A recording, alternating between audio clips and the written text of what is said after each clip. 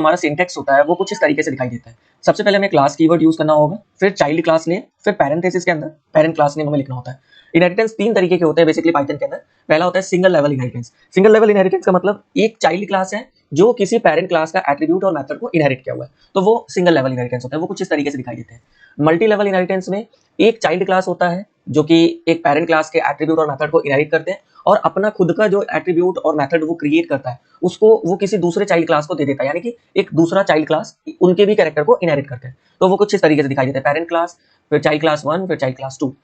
तीसरा जो होता है वो होता है मल्टीपल इनहेरिटेंस। मल्टीपल इनहेरिटेंस में आपके दो पेरेंट क्लास होते हैं, जैसे मैंने यहाँ पे पेरेंट क्लास 1 और पेरेंट क्लास 2 यूज किया है। इन दोनों के कुछ एट्रीब्यूट और कुछ मेथड को यूज करके एक चाइल्ड क्लास क्रिएट किया जाता है, तो उसको हम लोग मल्टीपल इनहेरिटेंस बोलते हैं। इनके एग्जाम्पल को अगर हम समझें, एक मैं क्लास क्रिएट कर रहा हूँ क्लास ए और इसको मैं पास कर देता हूँ, फिर मैं एक दूसरा क्लास क्रिएट कर रहा हूँ बी और बी जो है ए को इनहेरिट कर रहा है।